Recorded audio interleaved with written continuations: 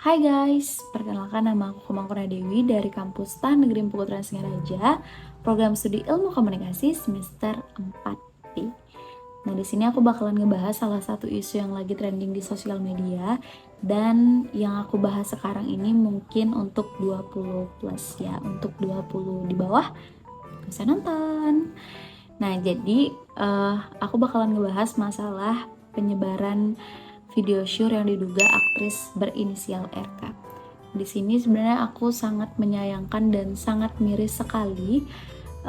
Aku udah beberapa kali baca cuitan-cuitan netizen di media sosial itu kayak di TikTok dan Instagram. Padahal di sana sebagian besar komentar-komentar tersebut adalah kita sesama perempuan. Dari video yang viral dan kesebar itu, menurut aku sendiri, woman support woman di Indonesia ini parah banget.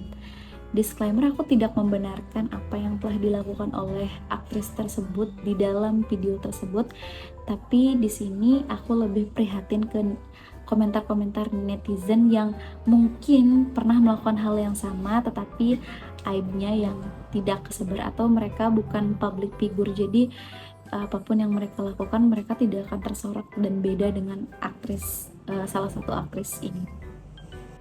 Dan bahkan menurut aku di sini aktris tersebut merupakan korban di dalam kasus ini, karena kalau kita perhatikan di dalam videonya ia tampak tidak sepenuhnya sadar untuk melakukan hal tersebut. Tapi di sini aku nggak bakalan ngebahas detail dari video tersebut. Mungkin di sini aku lebih menekankan untuk tidak menghujat aktris tersebut lagi. Sanksi sosial yang ia terima sudah, menurut aku sudah cukup, dan itu sudah lebih dari cukup menurut aku. Sampai-sampai aku dapat baca berita lagi kalau misalnya aktris ini dilaporkan ke polisi. Aku sempat bingung sih kenapa bisa dia yang dilaporkan ke polisi dan kenapa bukan orang yang menyebar atau membuat video itu yang dilaporkan ke polisi. Kenapa harus dia gitu? Kenapa harus aktris tersebut yang lagi-lagi dilaporkan ke polisi? Dan dari kasus ini aku bisa narik kesimpulan kenapa perempuan-perempuan di luar sana yang banyak sekali mengalami pelecehan atau pernah mengalami pelecehan takut untuk speak up.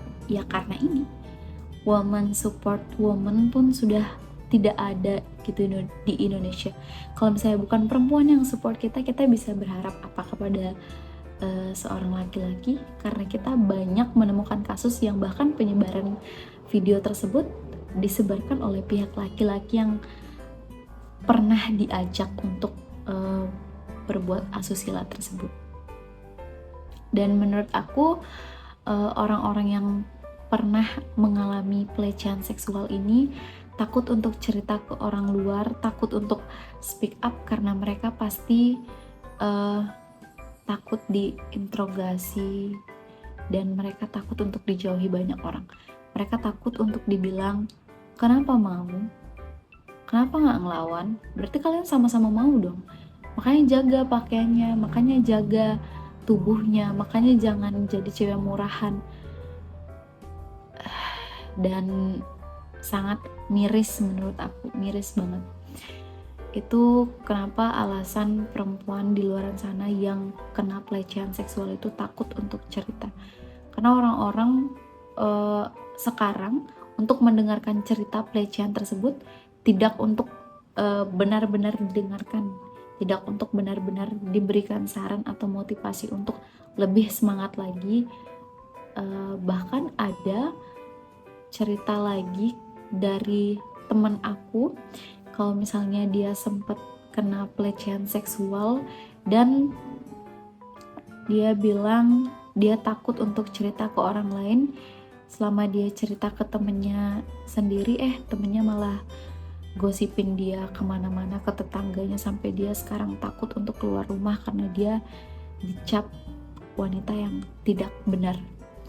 Dan menurut aku sangat disayangkan sih ya, apalagi kita sekarang sebagai generasi muda, dibilang generasi muda, kita harusnya mempergunakan media sosial itu dengan baik dan eh, selayaknya gitu. Kita menggunakan media sosial itu sebagai hiburan, bukan untuk ajang menghujat sana sini. Dan untuk kasus dari aktris ini mungkin sudah cukup sampai di sana aja. Dia udah cukup untuk mendapat sanksi sosial, dan kita sebagai netizen kalau tidak bisa untuk mensupport, lebih baik kita diam aja. Baik, mungkin itu dia opini dari aku mengenai kasus itu, dan kesimpulannya mungkin udah tadi aku sebutin juga, dan tambahan dari aku, kita sebagai pengguna media sosial harus bijak menggunakan media sosial. Itu dia opini dari aku. Bye bye, terima kasih.